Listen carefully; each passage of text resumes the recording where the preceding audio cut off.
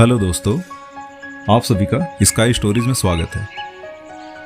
आगे बढ़ने से पहले हमारे चैनल को लाइक और सब्सक्राइब करना ना भूलें। तो चलिए दोस्तों शुरू करते हैं। एक छोटे से गांव में एक रिक्शा वाला रहता था। उसका नाम सुनील और उसकी पत्नी का नाम अनीता था।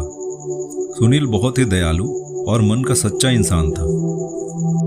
उसकी भगवान में श्रद्धा भी अटूट थी। कैसी भी परिस्थिति में उसका भगवान पर से भरोसा नहीं डगमगाता। वह रोज ऑटो रिक्शा चलाकर लोगों को उनके घर ले जाता था। छोटे बच्चों से लेकर बड़ों तक सभी से उसका बर्ताव अच्छा था। अच्छे स्वभाव की वजह से सैकड़ों लोग उसे पहचानने लगे थे। आधी रात भी अगर किसी को आवश्यक काम के लिए बाहर जाना पड़े तो वह नेक इंसान तैयार हो जाता था। रात के समय भी औरतें भरोसे के कारण इस रिक्शा चालक की रिक्शा में ना डरते हुए जाती थी। वो एक दयालु मन का इंसान था। सभी गांव वाले उसे बहुत प्यार करते थे। उसकी 3 लड़कियां थीं, चांदनी, सलोनी और अंकिता। वह तीनों पढ़ाई कर रही थी। बड़ी लड़की की पढ़ाई पहले से ही पूरी हो चुकी थी। सुनील ने अपनी बड़ी बेटी चांदनी की 12वीं तक पढ़ाई करवाई थी। बाकी की 2 लड़कियां पढ़ाई कर रही थी। उम्र होते ही उसने अपनी बड़ी बेटी की शादी करने का निश्चय किया। भगवान का दिया हुआ उसके पास जो भी था वह उसके लिए काफी था। रिक्शा चालक ने अपनी बड़ी बेटी की शादी एक अच्छी ज्वाइंट फैमिली में तय की। उसके ससुराल वालों ने शादी की तारीख निश्चित की थी। रिक्शा चालक ने अपनी बेटी की शादी के लिए पैसे जमा करने के लिए रात दिन मेहनत की थी। उसने अपनी बेटी की गहने, कपड़े और शादी का सब सामान खरीद लिया था। वह अपनी बेटी की शादी का दिन देखने के लिए आतुर था। एक दिन वह भगवान के मंदिर में पूजा करने गया। मंदिर में पूजा करते हुए वह बोलने लगा, हे भगवान, मेरी बेटी की शादी जल्द होने वाली है। मेरी बेटी की शादी का सामान खरीदी करते समय मुझे कभी भी कोई कमी नहीं हुई। आपके दयालुपन से सब ठीक चल रहा है। सब सामान भी आ गया है। खाद्य पदार्थ भी पहुंच गए हैं। उसने इन सभी के लिए भगवान का उपकार माना और उन्हें धन्यवाद दिया। शादी को 2-3 दिन बचे थे। वह अपनी बेटी के पास गया और बोला, मेरे पास देने के लिए तुम्हें ज्यादा नहीं है, पर मैंने तुम्हारे लिए कुछ गहने लिए हैं। एक अच्छे परिवार में तुम्हारा हाथ सौंप रहा हूं। लड़का अच्छा काम करता है। वहां तुम्हें किसी भी चीज की कमी नहीं होगी। लड़की तो दूसरों की संपत्ति होती है। उन्हें एक ना एक दिन ससुराल जाना ही पड़ता है। कभी निराश मत होना बेटा। आज मैं तुम्हें यह पाठ सिखा रहा हूं। बड़े लोगों की आज्ञा का पालन करना, अपने सास ससुर को अपने माता पिता समान समझना। मैंने तुम्हें 12वीं तक पढ़ाया है और सिलाई भी सिखाई है। ससुराल वालों ने तुम्हें कोई भी काम करने को कहा तो वह काम तुम जरूर करना। हमारी प्रतिष्ठा का ध्यान रखना। लड़की उसके अच्छे गुणों से ससुराल वालों को अपना बनाती है। तुम्हारे सास और ससुर तुम्हें ताना मार रहे होंगे तो समझ लेना कि तुम्हारे खुद के माता पिता तुम्हें बोल रहे हैं। यह सब बातें वह रिक्शा चालक अपनी बेटी को समझा रहा था। समझाते वक्त उसकी आंखों में आंसू आ गए थे। घर में शादी का वातावरण था। घर में रिश्तेदारों की धूम थी। शादी को 3 दिन बाकी थे। तभी रात में अचानक रिक्शा चालक के घर में भीषण आग लग गई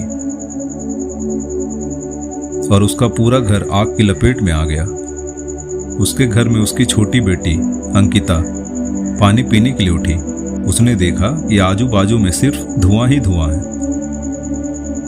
और उसने अपने माता पिता को जगाया। जागते ही सब आग लगी चिल्लाने लगे, कोई तो हमें बचाओ। बड़ी मुश्किल से रिक्शा चालक ने खंभे के सहारे बालकनी से बाहर जाने का प्रयास किया। घर के सभी सदस्य को जैसे तैसे उसने बचा लिया, लेकिन आग में घर का सब सामान जलकर खाक हो गया। आग में शादी का सब सामान जलकर राख हो गया। जहां थोड़ी देर पहले खुशियां थी, वहां का दृश्य अभी देखा नहीं जा रहा था। जिसने देखा उसकी आंखों में आंसू आने लगे। सब सोचने लगे, बेचारा अब क्या करेगा। चांदनी उसके पिता की तरफ दौड़ते हुए आई और बोली, पापा निराश मत हो, पापा थोड़ी भी चिंता मत करो, यह सब मेरे नसीब में लिखा था। बुरे वक्त में हम हार नहीं मानेंगे। मैं आपका लड़का नहीं हूं तो क्या, आपने हमें लड़कों के जैसे पालन पोषण करने में कोई कसर नहीं छोड़ी। सलोनी और अंकिता यह दोनों भी उठ गई थी। वह दोनों भी अपने पिता के पास जाकर खड़ी हो गई। पापा, हम सब आपकी शक्ति हैं। हम तीनों ही आपकी बेटियां नहीं बेटे हैं। आज से हम भी आपके साथ काम करेंगे। चांदनी बोली, अगर वो लड़का मुझे सच्चा प्यार करता होगा तो यह सब देखकर भी वह शादी के लिए तैयार हो जाएगा। जो भी होगा वह मैं आनंद से स्वीकार करूंगी, चिंता मत कीजिए। तीनों बेटियों ने मिलकर अपने पापा को समझाया। आजू बाजू के सब लोग इकट्ठा हुए साथ में बोल रहे थे कि ससुराल वालों को क्या जवाब दोगे। जो भी आया वह शोक व्यक्त करके चला जाता था। सुनील के घर के पास लोगों की भीड़ जमा हुई थी। सभी बोलने लगे कि आपने अच्छे काम करके पैसे कमाए थे। सुनील बोला, कदाचित भगवान की यही इच्छा होगी। तभी उसकी पत्नी अनीता आई और बोली, आप बस भगवान का नाम स्मरण करते रहो और आपके भगवान ने आपको बदले में यह सब दिया है। अब इस घर में कोई भी भगवान का नाम नहीं लेगा। तभी सुनील उससे बोला, तुम नसीब वाली हो जो इतनी बड़ी आग में भी तुम जिंदा वापस बाहर आई। यह नीत खेल था, भगवान को क्यों दोष देते हो।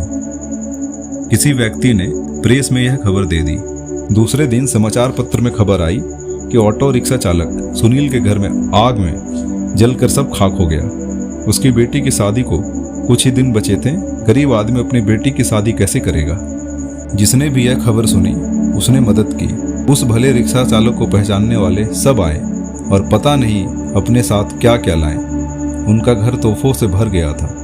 किसी ने गहने, किसी ने कपड़े, किसी ने राशन तो किसी ने पैसे दिए। यह सब सुनने के बाद सभी रिश्तेदारों ने भी मदद की। शाम तक उसके घर में कितने रुपए जमा हुए थे पता नहीं। तीनों लड़कियों ने सब पैसे पापा को दे दिए। तब सभी का अपनी आंखों पर विश्वास नहीं हो रहा था कि जहां सब ध्वस्त हो गया था वहां उसने तीनों लड़कियों के साथ बैठे बैठे इतने पैसे जमा कर लिए थे कि आसानी से शादी हो सकती थी। भगवान देते हैं, छप्पर फाड़ के देते हैं। उसने अपनी बेटी की शादी मंदिर में बड़े धूमधाम के साथ करवाई। आसपास के लोग बोल रहे थे कि कौन कहता है कि सच्चे मन के इंसान की भगवान मदद नहीं करते। आज भगवान के इस चमत्कार पर सभी की श्रद्धा थी। भगवान जो भी करते हैं वह अच्छा ही करते हैं। रिक्शा चालक की पत्नी बोली, मुझे माफ कर दो, गुस्से से भगवान को मैंने क्या क्या नहीं बोल दिया। तीनों लड़कियां हंसने लगी और हंसते हंसते मां की तरफ देख रही थी। कुछ देर के बाद जहां सब रो रहे थे वहां सबके चेहरे पर खुशी थी। सुनील और उसकी बेटियों ने संकट के समय एक दूसरे का साथ दिया, अपना विश्वास डगमगाने नहीं दिया। सच्चाई और भगवान में विश्वास के साथ अपना कर्म करते रहिए। फल की इच्छा करो या ना करो, सही समय पर सही फल जरूर मिलता है। और जब भगवान हमारी मदद करना चाहते हैं तो ऐसे करते हैं जहां तक हमारी बुद्धि सोच भी नहीं सकती। आशा करता हूं आपको ये कहानी पसंद आई होगी। जाने से पहले इस वीडियो को लाइक और हमारे चैनल को सब्सक्राइब करना ना भूलें। धन्यवाद दोस्तों।